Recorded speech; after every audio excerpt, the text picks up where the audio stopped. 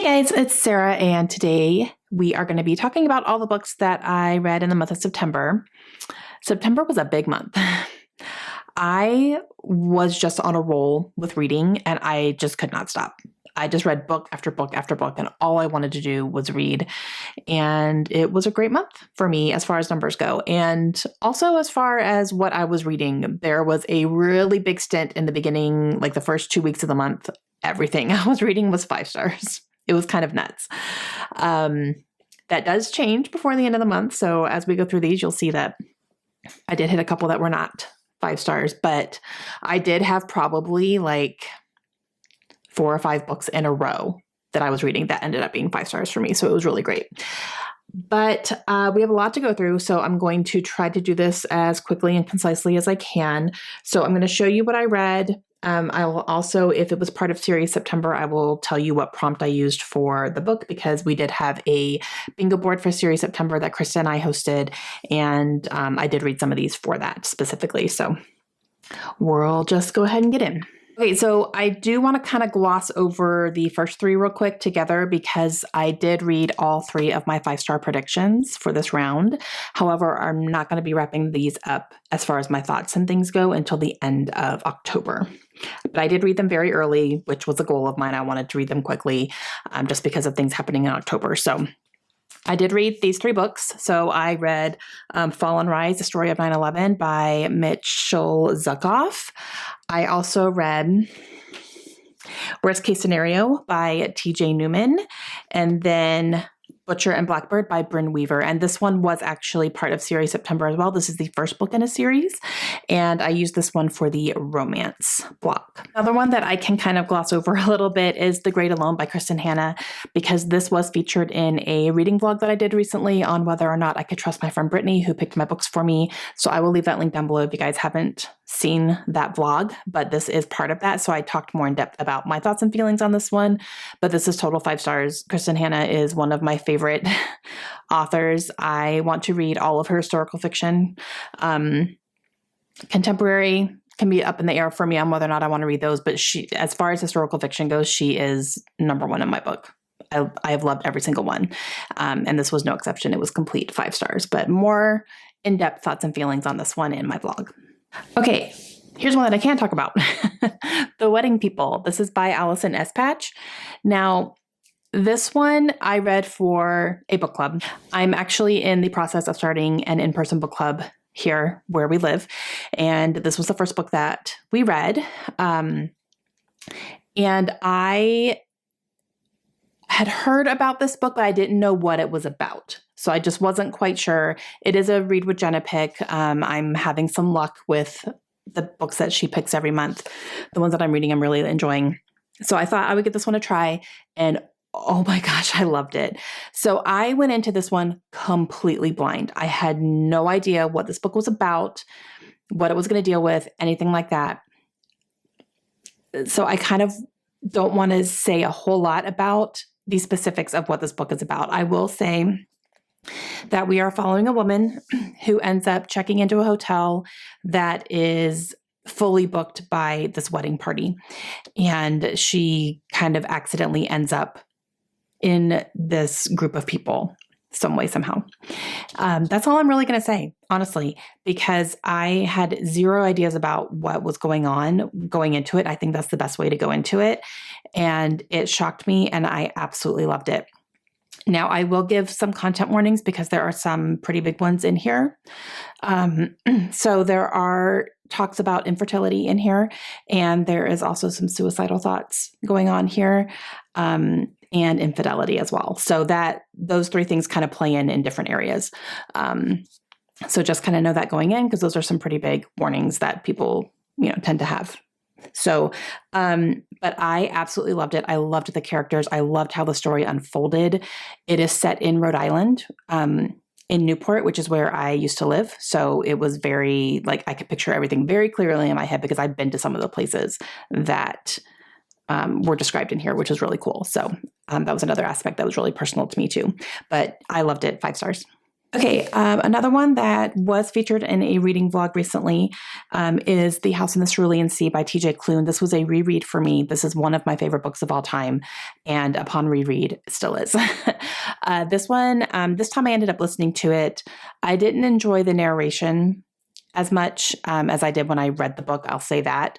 Didn't affect the fact that this is one of my favorites, and it was still 5 stars easily because I absolutely love these characters and I love being in their world. But I didn't enjoy the narration quite so much, especially Chauncey's voice kind of grated on my nerves a little bit. But still one of my favorite books of all time, and I'm very glad that holds true. And I wanted to reread this ahead of the sequel that just recently came out. So I was kind of getting prepared for that. But I did use a square for this one as well on the series September, since this is the first book in a series. And I used the sci-fi fantasy square for this one. Okay, the next one that I listened to was one that I did in one sitting. It was very easy to do. This is a short story, and it is the only thing that Abby Jimenez has written that I hadn't read yet. So I wanted to go ahead and do that. And that is Worst Wingman Ever. And this is a short story that was part of a Improbable Meet Cute collection that came out, I think it was earlier this year. And it was only available on Audible. So I went ahead and downloaded it because I knew I wanted to read it. And this is narrated by Andy Arndt and Zachary Weber. It's only available on either Audible or on Kindle. So those are the only 2 ways that you can read this short story, and all the other ones as well that are written by different authors. But this one is just about 2 people who meet in a really cute way. And I loved it. It was just fun. I struggle with short stories because I don't feel like I have enough time to get to know / care about the characters. And this was no exception. You know, I loved the way that they met, and I wanted more. I would read an entire book about these 2 people. And maybe the way they meet could have been drawn out, and I would read an entire novel about it just because I love Abby's writing so much. And this was really cute, and I listened to it in one sitting. It was 5 stars because it was just fun to listen to. And I enjoyed it. I used this one for the series September because it is part of a short story series. So I went ahead and counted this one, and I used it for contemporary. And then this also got me to read Abby to 0.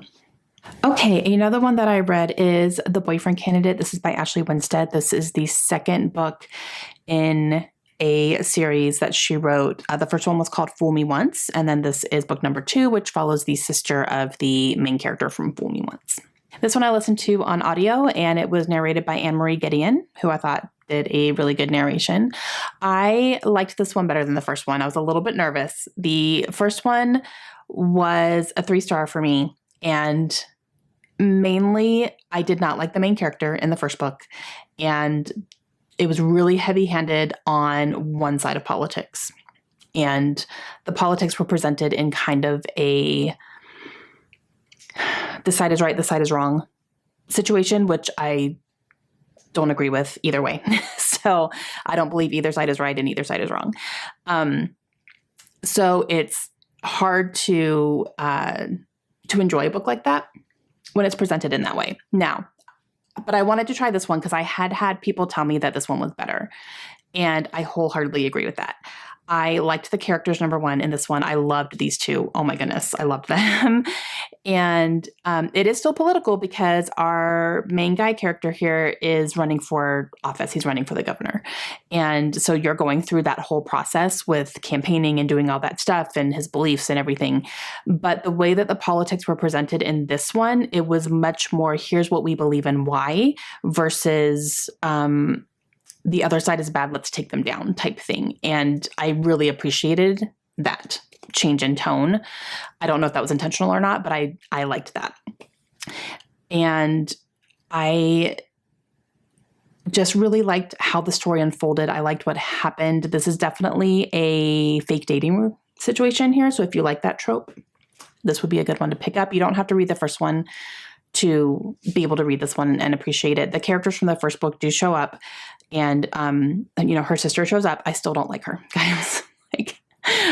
Even in this one, I just don't like her. I don't like her character at all. It's so funny, but Yeah, there were a couple situations here also that were just like, of course this is going to happen, and of course this is going to happen, and what's going on? Why are we doing this type thing? So I did have a couple situations like that, but overall I enjoyed this one so much more. I gave it a 4 stars, and very happy about that. And then this one I used for Series September since it is the second book in a companion series, and I used the free square in the middle.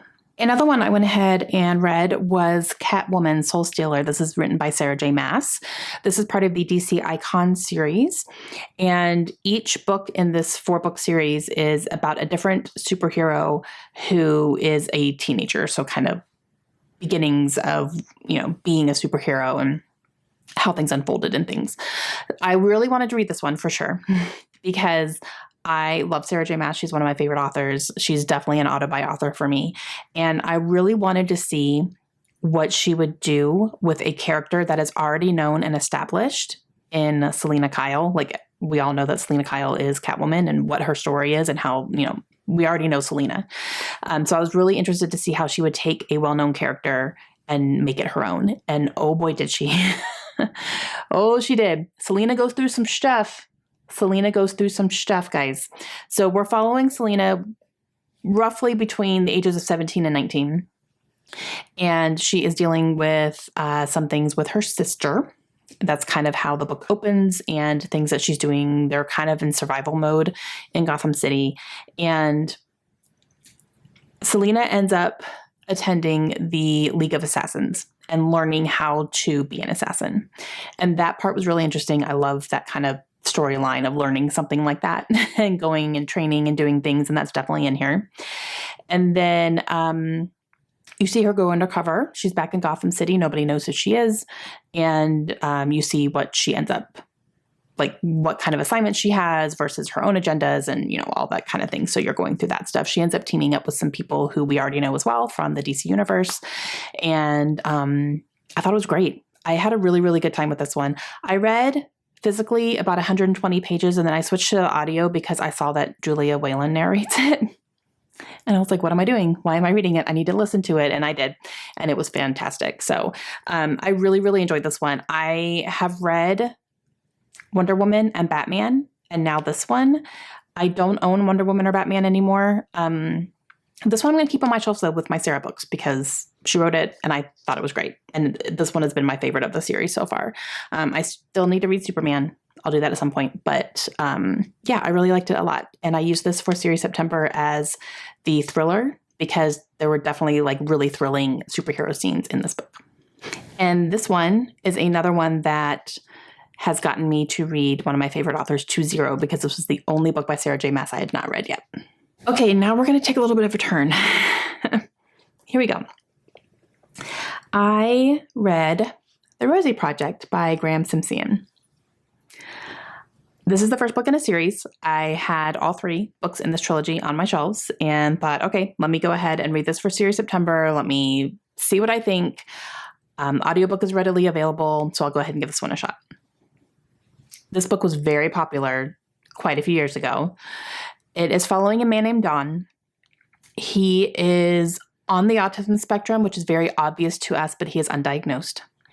And he works in the kind of psychology field and comes up with some sort of test to find the perfect woman. Certain questions that need to be answered and certain criteria that need to be met to be considered the perfect woman for him. And so he's on the hunt for that. He ends up meeting a woman named Rosie, and they team up. He's helping her with a side project as well. And we go from there. I listened to this one on audio. It was narrated by Dan O'Grady, who was fine. But I didn't like the book. There were quite a few things that really bothered me about the story and about Don as a character. Number 1,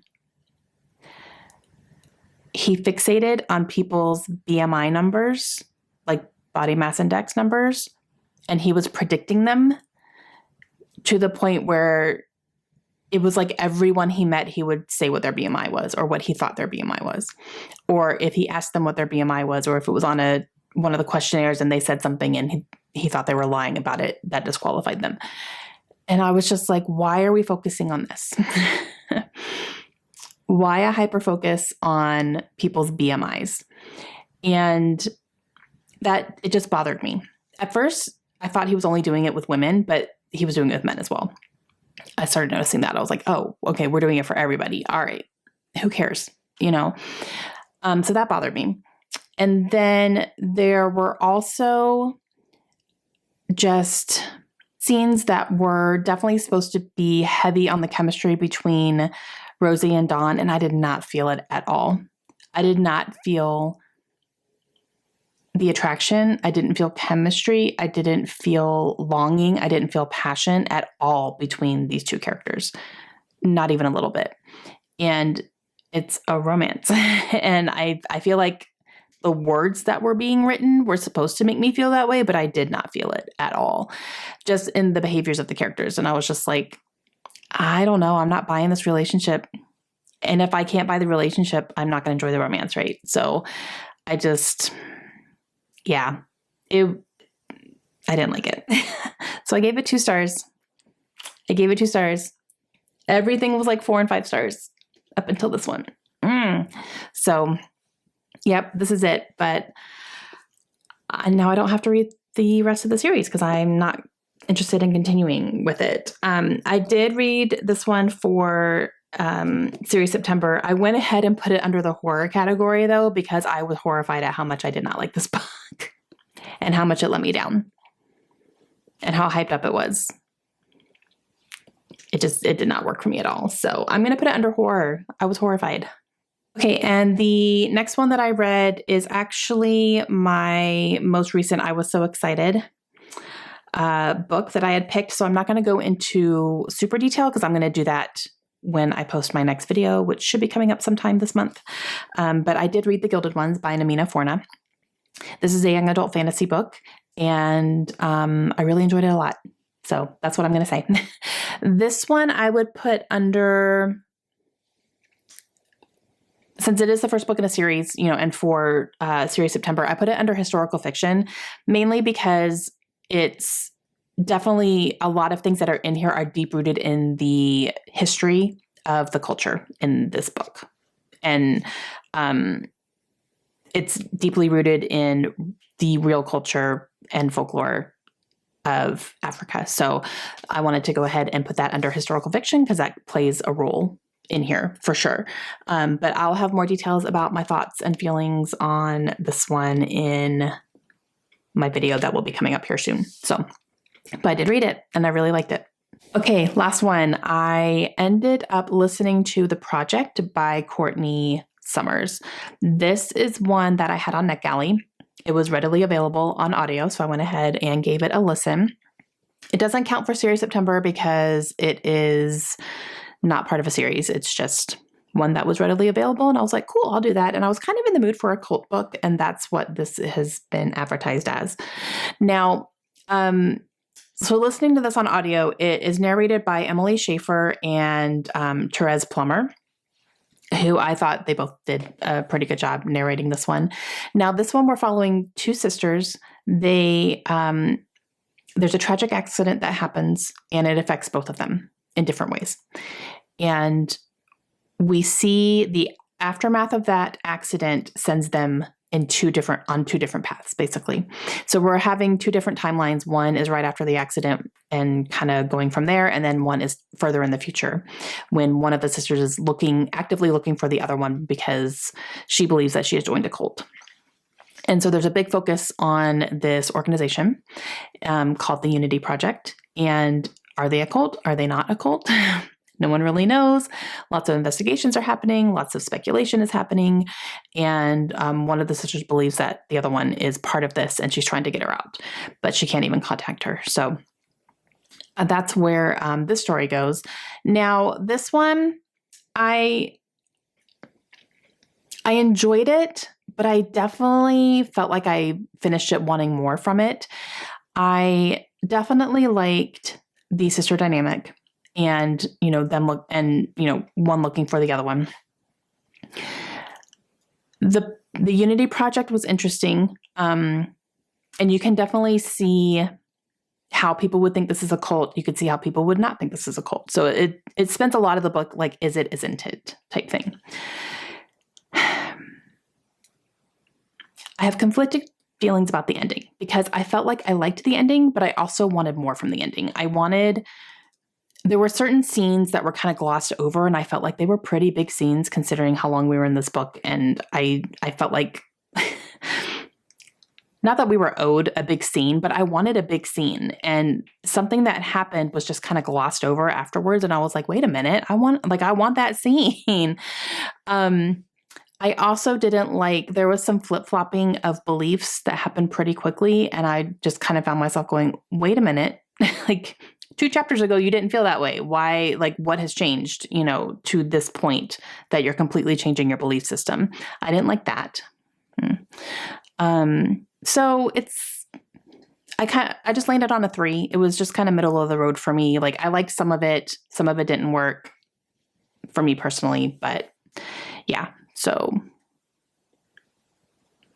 okay, those are all the books that I read in the month of September. It was a lot. I'm not mad about it though. That was a great month.